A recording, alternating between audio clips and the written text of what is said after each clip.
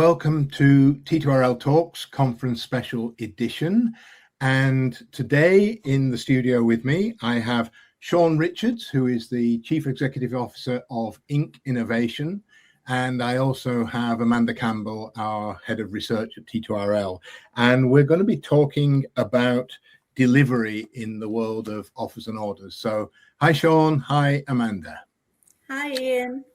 Hi, guys. So last year at T2RL Engage, Shawn and I recorded a video interview which went a little bit viral on LinkedIn when he pointed out that nobody invented the light bulb by continually improving the candle. And that's a bit of a paraphrase because I realize I've forgotten the exact words. But I think it's important because Inc. Innovation has really taken a new look at the processes around departure control and now order-based delivery. And one of its big successes in the last year is to go live with the first ever network airline to be purely based on offers and orders. And that, of course, was Riyadh Air. So, Shawn, how's it been with Riyadh Air and what lessons can you offer the rest of us from your success there? Yeah, so first off, thanks for the opportunity to talk again. I would sum up the experience with Riyadh Air by saying it's exciting for sure. It's fast paced. We were speculating that it is actually the most aggressive rollout of any airline, certainly of that size. The only thing that's actually holding back the pace is the delivery of the fleet, but that is speeding up now. So the pace at which they open stations is mind-blowing. We've seen the deployment schedule, which we can't share, but it's certainly eyebrow-raising, eye-opening, slightly terrifying, all of the above. But it is really something to witness, an airline starting up this way, bringing this many resources into the process. Obviously, many people have things to say, some good, some not so kind. But in the end, in the world we live in, we can't expect all feedback and opinions to be positive. So it's just par for the course. But certainly being on the inside of it, it is something to behold. Okay, and on that fleet delivery point, I think I saw last week, didn't they get something like 12 aircraft delivered all at once when they were expecting to be getting them one a month? Yeah, I mean, it all depends on things that are not really under their control. Obviously, there's a lot of macroeconomic factors. The manufacturers have their hands full, but you know they've placed an order for new aircraft at Farnborough, and that's just signaling the confidence in what the airline is doing. So. Yes, I mean, we're all quite excited when new aircraft arrive, but we know what it means in terms of the intensity of the operation. And probably for you, one of the impacts of that is that they'll be opening up new stations pretty rapidly, probably more rapidly than most airlines have done before. Does that land a lot of work on your shoulders? Yeah, that's the terrifying bit I was talking about before. So they opened up Madrid last week, so very, very happy on that one. So me and some of the team supervised that one. They also opened up Malaga, but there are many more to come. And yes, it does put a lot of pressure on all of the teams, actually, because I think it's easy to forget how many companies are involved with their ecosystem. I know that there's been some analysis on LinkedIn, some diagrams and stuff like that. But when you actually look at the level of orchestration, all the way from top to bottom, the number of vendors that need to work with each other, the number of processes that span multiple companies. Yeah, I mean, I think it's quite intense on everyone. So it is intense technically. It pushes relationships and all of the preparation that's been happening over the last few years make all of the difference now. Even the interpersonal relationships, when you know people, going through what are pretty demanding times, it matters a lot how you work together, not just on a technical basis. Yeah.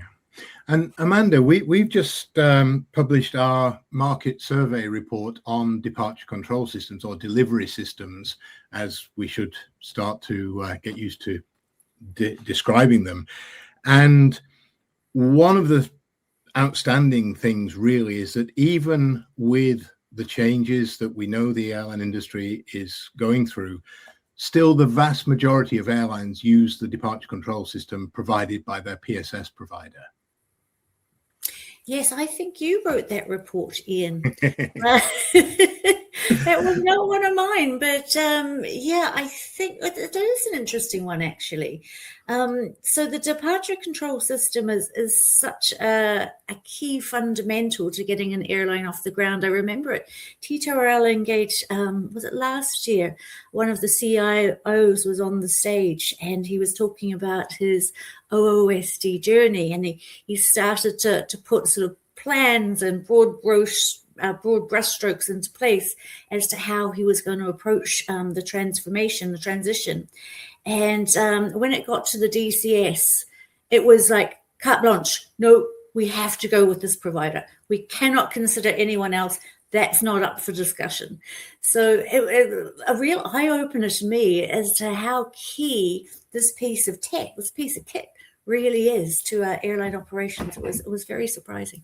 Yeah, I think in the report we identified there were, out of 1,100 airlines that we track, only something like 50 or 60 used a DCS or a delivery system other than the one supplied by their PSS vendor. And I think, Shawn, that's something that you would like to see change over time, especially as we move into the more modular world of offers and orders. Yeah, I think that's been one of the real positives of trying to move to an OOSD model. At least it's trying to introduce more competition into the market. So with any mature market, consolidation is just a feature of how markets develop. So that's understood, but I think there's a fine line between that and having sufficient competition for the market to function in a healthy way. So you do have an opportunity with offer order to take up to the board the ability to mix and match. Whereas now I think it's very hard for an airline to build that business case that they do want to combine systems. So what we're certainly finding is that more airlines want to take control of one particular part of their stack. That tends to be around their inventory management. And whether that then translates into order management or something else, the main thing is there is an ability now to introduce the delivery part of the stack as being different from the core provider of the booking process. And as a matter of fact, we've had, again, some very curious inquiries coming in from airlines that we would not expect to be actually shopping around. So I think it just goes to show that there is space within an airline strategy to start thinking outside the box. Yeah, and I think that point about strategy is important. In the world in which standards are being defined for the modern retailing environment, the OOSD environment, there is a school of thought that says delivery becomes just a very small add-on to order management. There is another school of thought, which I think that you would hold, that says that there's a huge opportunity to expand the role of delivery and use it as both an efficiency tool, but also as a revenue generating tool for the airlines. Do you want to talk about that just for a moment? Yeah, I think one of the easy traps to fall in is being a bit evangelical on one side or the other. And actually, I do think that modularity gives you the architecture to pursue both. If you want to just make delivery a very thin add-on to the order management part of your stack, feel free to do that. Your architecture can lean towards this very thin delivery layer, especially if the delivery and the order management come from the same supplier. It comes from the same vendor, sits in the same data center, same side of the wall. It starts to blur. The reason why it blurs is because delivery is so tightly coupled to order management in OOSD. Whereas in the previous P&R world, there's a very hard divide and a pretty significant air gap, actually, between a booking being taken and then pushed down into, let's call it airport control or ground handlers, departure control systems. So the departure control phase of travel tends to become a black box. So if you take that forward, you do want to start looking at, do you want to tightly integrate the delivery phase into the booking phase and then allow more processes to happen during the delivery phase? So additional shopping, manage my booking, ancillary sales. And I think that's the direction we were coming at it a couple of years ago. Now, we still see a huge role for delivery, otherwise we wouldn't be in the business. But it just, again, depends on how you look at it. How much retailing do you want to do after the initial order is placed? And I think many airlines differ on that. When you're running a low-cost airline that has, let's call it, more of a bias on making additional revenue after the initial sale, the airline, because they're so dependent on that, probably wants to control all of that themselves because it's a huge part of their business model. So they don't want to let that go to maybe an external provider or be too far away from the order management system. So there's a number of different ways you can combine all of this. Last week, I was sitting with an airline talking about the comparison of modularity to Lego. And I think it's been probably made before, but if each module is seen as a Lego piece, however you put it together is a Lego set. So different people can assemble it in different ways, run it in different ways, own different parts, and then that would reinforce their view of the world, whether delivery is a small thing or a huge thing.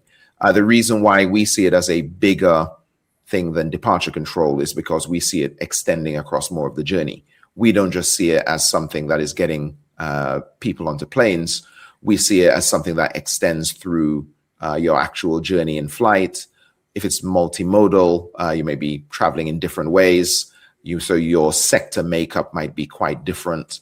And as you get into what offer order unlocks, there will probably be more airlines looking to do non-air revenue, which includes hotel stays and entertainment things, experiences and stuff like that. So the itinerary starts looking less like a traditional airfare itinerary, an air itinerary, and looking far more mixed with far more going on. And then in order to keep a handle on what is happening with all of those moving parts, that's where delivery comes in.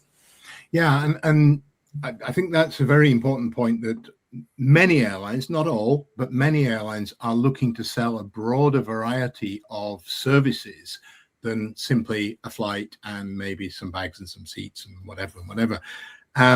And delivering all of those things becomes a multidimensional problem, because the hotel operators or the rail operators or the airport lounge operators won't necessarily speak the same language as the airlines. I don't think we can ask a hotel chain for an Edifact link, for example. So if you're charged with delivering and being sure that those things have been delivered effectively, you've actually got to put the yards in, and you've got to put the work into having those links to all those other different kind of providers and understanding the way they operate, more so than airlines have had to do in the past. Yeah, it just depends on how deep an airline wants to go into, well, we call it service delivery rather than just delivery, because I think only delivery makes us sound like we literally work for Amazon or something like that. So we try to, by calling it service delivery, it focuses the mind that it is on actually delivering the service that you've sold. So it just depends on how deep an airline wants to go into that. Do they want to say, okay, we've sold a bit of third-party content, so not our problem. Here is the phone number, and call them and deal with the problem. Or do they really want to get more involved in not just orchestrating the booking, but orchestrating how a person gets the service they've bought? And before you get into the complexity of managing this for third parties, airlines and even airports can do a way better job on delivering their own service, because that's what annoys people when they don't have connection to enough information, when things go wrong. So the happy path is great, right? We sell you a ticket, sell you a bag, and goodbye. But if something goes wrong, then you see that IROPS is a huge topic. So irregular operations, whether or not that is close to departure.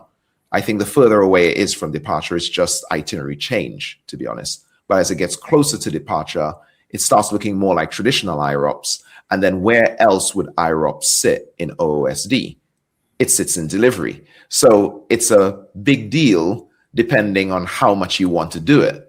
If you just want to do your IROPS in a manual way, then you can start seeing that, maybe delivery is not that important, but the more you care about irregular operations, which is where additional spending goes on covering when things go wrong. So just connecting all the way up from flight operations, when you start knowing something is going to go wrong, to all of the different layers that get affected. So, we see IROPS as a multi-layer problem. So it's, the order, the flight itself, the airport, and your whole network. So there's a bunch of different layers you need to think about. Then there's a time dimension. So just looking at IROPS, that's a big part.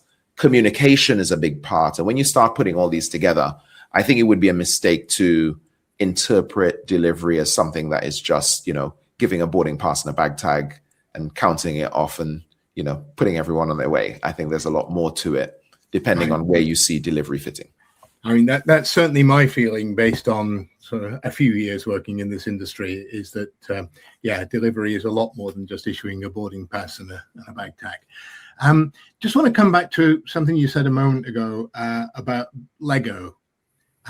One of the reasons that Lego is so successful and so versatile is that the standard little knobble on the top of the Lego brick has been the same since Lego was first invented, and it fits into every other Lego brick that's ever been built. The equivalent in our world would be the standards for how the different components are meant to operate together. Do you think that the industry is far enough along with defining standards for the different components to work together? Well, that's a very interesting question. When it comes to standards, I remember a couple of years ago, I think at T2RL, I was actually saying something different to our Chief Product Officer, Victor Alzate. I was saying, standards are great for interoperability.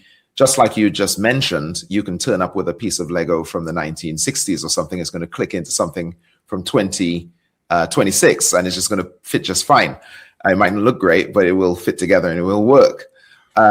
Whereas he was saying, well, standards are probably not that important because as AI takes over, standards kind of go away.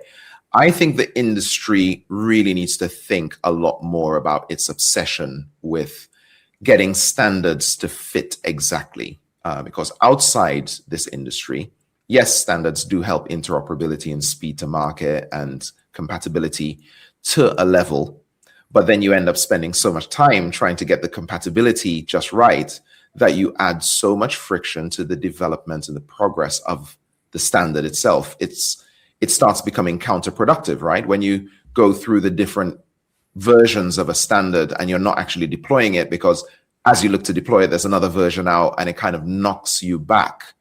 You actually start thinking, well, is this the best way? Or should you be following something a bit more agile in terms of standards and leaning a bit more on the flexibility that AI gives you in the development of interoperable technology? So I think there are things to look at there, but certainly I think modularity is the key win, and interoperability is a very nice second. I think Amanda's looking now, and as you refer to, using AI to manage with, shall we say, less prescriptive standards. It reflects a conversation that she and I had earlier this morning when I think Amanda's quite a big fan of using AI in creative ways. Yeah, I just think that, Yeah, it's scary. Yeah, where are the boundaries? Can the world afford to support, AI technology? Can we afford to support the models and its creation, etc.? But I've just been astounded personally, like when I've been using it over the last couple of months, just to what it can achieve. And I really, my eyes have been opened in a big way as to like how it can really solve problems. And make things more efficient. So yeah, I'd be a big fan. And I notice for Ink Innovation as well, very much leaning into AI. Certainly sort of a few announcements. I think product enhancements lately as well. Shawn, can you speak to like how you guys are using AI? Is it just with regards to the interoperability, or are you using it in different ways? Yeah, we use it in a few different ways. So first is to help with basic development. So it has propelled our pace of development, but we've been very heavy users of AI in that space since 2024. So we have our own very small but very effective AI department, and they touch every part of the business in terms of how efficiently they talk to each other and how we get things done. So it mightn't seem it on the outside, but certainly on the inside, it has a big effect on the way we work. Another place that we use it is we're embedding it more deeply into our product. How we roll it out probably isn't helped by things like EU laws, which I don't think is particularly productive when the entire world is moving in this direction. Another interesting way that we are using AI is in agentic functions. So it's really looking at roles within our company, and interestingly, roles within the companies that buy our services. So we've been looking at for some time at what agentic computing can do in airlines, for airlines. So not just as something that we are using in our product and in our product stack, but actually changing the way they work and, removing, let's call it, manual tasks, and just being more flexible in handling the wide variety of problems you have to deal with in an airline. How can you remove some of the drudgery and shift some of that time to actually helping people who are working on real tough problems instead of, just working on very tedious work? So we do use it in a number of different ways, and we're quite excited by how it leaps forward every time a new frontier model is released. So it does make a huge difference in terms of, how we work, and we know that it can change things like, for example, the interoperability we were talking about.